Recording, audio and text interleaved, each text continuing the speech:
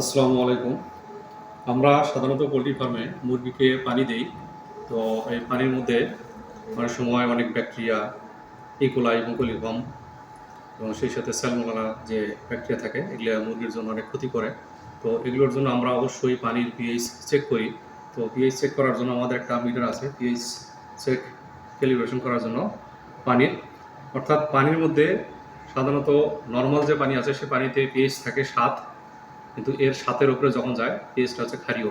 যখন 7-এর উপরে পিএইচ থাকে সেই পানি যদি আমরা মুরগিকে খাওয়াই তাহলে মুরগির অনেক সমস্যা হতে পারে, যে রোগ জীবাণুর মধ্যে যেমন আছে ইকোলাই আছে, সালমোনেলা আছে, এগুলো বংশ বিস্তার করতে পারে। এগুলা তখন মুরগির শরীরের মধ্যে বৃদ্ধি পায় এবং হজম শক্তি যে আছে সে হজম শক্তি এবং পুষ্টি যেগুলো আছে সেগুলো কিন্তু বৃদ্ধি করতে পারে না, যার কারণে মুরগির অনেক সময় অ্যান্টারাইটিসের সমস্যা হয় এবং বদহজম জাতীয় কোনো সমস্যা হয়। তো ফিডে হজম হয় না, অনেক সময় দেখা যায় ফিড হজম হয় না। তো সেজন্য আমাদের অবশ্যই পানির যে পিএইচ আছে সেই পিএইচটা আমাদেরকে 7-এর নিচে রাখতে হবে। অর্থাৎ 7-এর নিচে রাখলে হবে কি, অর্থাৎ মুরগির শরীরের মধ্যে যখন পানির পিএইচ 7-এর নিচে থাকবে, আমাদের সাধারণত 5 থেকে 6 যদি পিএইচ হয় সব থেকে ভালো।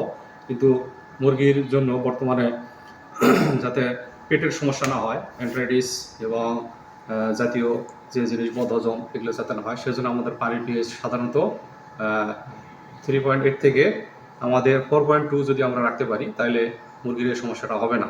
আর আমরা এটা করতে পারি একমাত্র আমাদের যে অ্যাসিডিফায়ার যে সমস্ত জিনিসগুলো আছে, মেডিসিনগুলো আছে, সেই মেডিসিনগুলো দিয়ে আমরা করতে পানির পিএইচ আমরা কমায় দিতে পারি। তবে একটা বিষয় মনে রাখতে হবে যে 3-এর নিচে যদি পিএইচ থাকে সেক্ষেত্রে মুরগির সমস্যা বেশি হতে পারে। তো আমাদের সবসময় মনে রাখতে হবে 3.8 থেকে 4.2 যদি আমরা রাখি তাহলে আমরা মুরগি ভালো রাখতে পারবো এবং মুরগির এ ধরনের সমস্যা হবে না, যে বদহজম জাতীয় কোনো সমস্যা হবে না।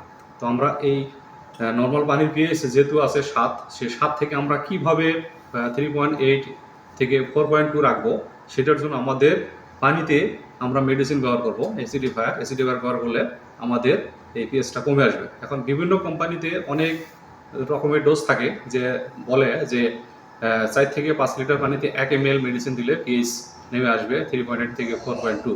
কিন্তু আসলে এটা সঠিক কিনা সেটা চেক করার জন্য আমাদের পিএইচ মিটার দিয়ে আমরা যদি চেক করি তাহলে হবে যে আমরা যতটুকু পিএইচ দরকার ঠিক ততটুকুই, অর্থাৎ সঠিক ডোজ আমরা বের করতে পারবো।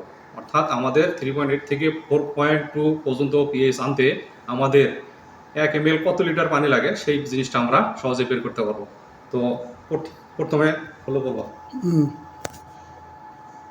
করছো, প্রথমে আমরা করব কি, আমাদের যে পিএইচ এর যে ক্যালিব্রেশন আছে সেই ক্যালিব্রেশনটা আমরা চেক করার জন্য আমাদের এখানে আমাদের পিএইচ মিটার আছে, সেটা আমরা এখানে পানি নিছি 3টা গ্লাসে।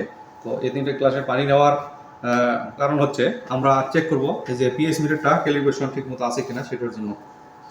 তো আমাদের যে এখানে পিএইচ বাফার যে পাউডার আছে এখানে আছে 6.86, এটা 25 ডিগ্রি টেম্পারেচারে, অর্থাৎ পানির তাপমাত্রা যদি 25 ডিগ্রি টেম্পারেচার থাকে তাহলে আমাদের এটা পিএইচ আসবে 6.86। এটা অবশ্যই পানি নিতে হবে 250 ml করে পানি। আমি এখানে পানি 3টা মগে নিয়েছি যে 250 ml করে পানি। তো এখানে আমি 6.86 জন্য যে বাফার সলিউশন আছে সেটা ঠিকভাবে দেব। আমরা 4.1 এবং এখানে আছে 9.18, 3 গ্লাসেই আমাদের এখানে আছে 250 ml পানি। আমাদের যে বাফার সলিউশন আছে সেই বাফার সলিউশনটা আমরা পানিতে দিলাম।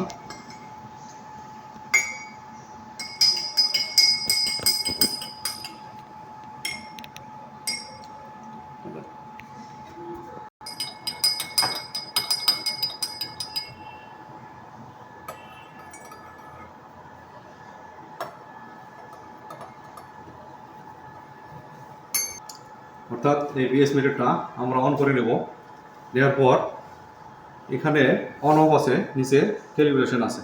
তো আমরা এখানে 5 সেকেন্ড যদি আমরা রাখি তাহলেই হয়ে যাবে আর কি। 1 2 4 আর 6.86,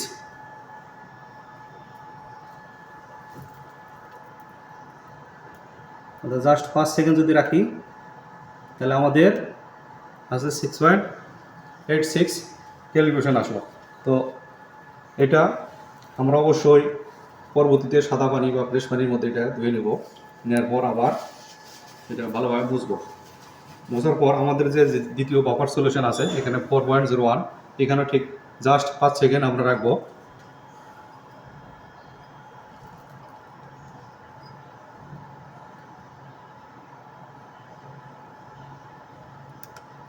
এখানেও 4.01 পিএস আছে। তো আবার এটা ধুয়ে নেব।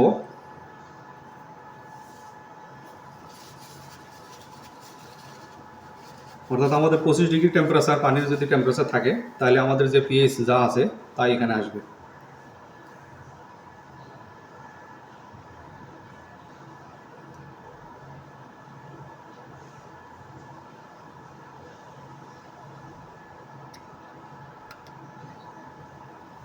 এখানে ঠিক একইভাবে টেম্পারেচার চলে যাচ্ছে।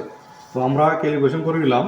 তো এখানে একটা চার্ট আছে, আমাদের যে বাফার সলিউশন আছে সেই বাফার সলিউশনে একটা চার্ট আছে, অর্থাৎ পানির যে তাপমাত্রা আমাদের যা থাকবে সেই অনুযায়ী আমাদের পিএইচ চলে আসবে। তো এখানে 25 ডিগ্রি সেলসিয়াসে যদি থাকে পিএইচ আসবে 4 একটাতে, বাফার সলিউশন একটা 6.86 এবং 9.18, অর্থাৎ পানির টেম্পারেচার আমাদের ঠিক রাখতে হবে। তো আমরা পানির মধ্যে যে মেডিসিন দিই সেই মেডিসিনের মেডিসিন পানিতে দিয়ে কিভাবে আমরা পিএইচ কমাবো সেই পিএইচটা দেখব। তো এখানে আমাদের মেডিসিন আছে একটা অ্যাসিডিফায়ার। এখানে বলা আছে যে 1 ml 5 লিটার পানিতে, সেক্ষেত্রে আমাদের এখানে আছে 2 লিটার পানি, আমরা 0.4 ml মেডিসিন দিলাম। তো দেখি আমাদের এখানে পিএইচ কম আসে কিনা। অর্থাৎ আমাদের এখানে 0 আছে। অর্থাৎ নর্মাল যে পানি আছে সেই পানির আমরা ক্যালিব্রেশন যদি করি নর্মাল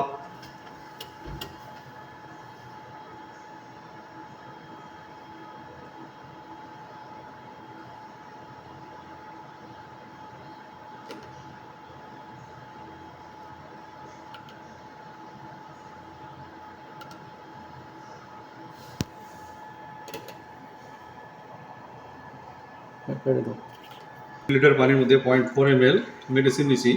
তো এখানে আমরা চেক করে দেখব যে আসলে আমাদের এই মেডিসিনের পিএইচ যে বলা আছে সেই পিএইচটা আসলে ঠিক আছে কিনা। তো আমাদের 0 আছে।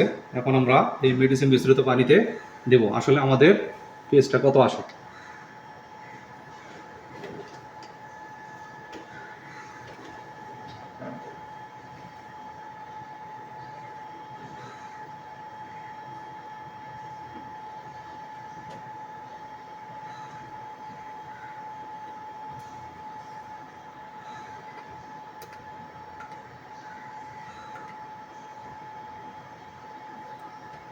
4.96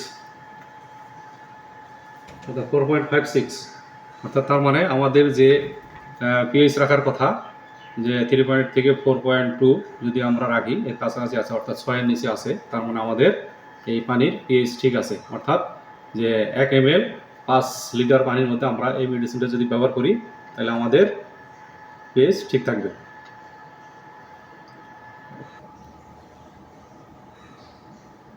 5.06, অর্থাৎ আমাদের পানির যদি আমরা পিএইচ কম রাখি তাহলে মুরগির অনেক রোগ বালাই এবং ডিজিজ থেকে মুরগি রক্ষা পাবে। অর্থাৎ আমরা এই যে পিএইচ কমানোর জন্য যে আমরা অ্যাসিডিফায়ার ব্যবহার করতেছি, তো এই অ্যাসিডগুলো যদি ব্যবহার করি তাহলে আমাদের কী হবে, রোগ জীবাণু নিয়ন্ত্রণ কম হবে। অর্থাৎ আমরা অনেক সময় অ্যান্টিবায়োটিক বেশি ব্যবহার করি, তখন আমাদের অ্যান্টিবায়োটিকটা কম লাগবে। আবার অনেক সময় আমাদের ওয়াটার লাইন আছে, ওয়াটার লাইনে দেখা যাচ্ছে যে অনেক ময়লা জীবাণু জমে থাকে, এছাড়া বায়োফিল্ম অনেক থাকে। এই আমরা যদি নিয়মিত অ্যাসিডিফায়ার ব্যবহার করি তাহলে আমাদের কী হবে, এই আমাদের মুরগির এই সমস্যাগুলো কম হবে এবং পানি আমরা সবসময় ক্লোরিনেশন করে অ্যাসিডিফায়ার দিয়ে আমরা পানি ব্যবহার করে মুরগিকে খাওয়াইতে পারবো। এভাবে যদি আমরা নিয়মিত করি তাহলে আমাদের মুরগির সুস্থতা থাকবে। এছাড়াও দেখা যাচ্ছে যে শেডের মতো অনেক অ্যামোনিয়া গ্যাস হয়, এই অ্যাসিডিফায়ার ব্যবহার করলে কী হবে, অ্যামোনিয়া গ্যাসের পরিমাণটা কমে যাবে। তাছাড়া মুরগি আনার সময় এফসিআরটাও ভালো হয়। তো আমরাও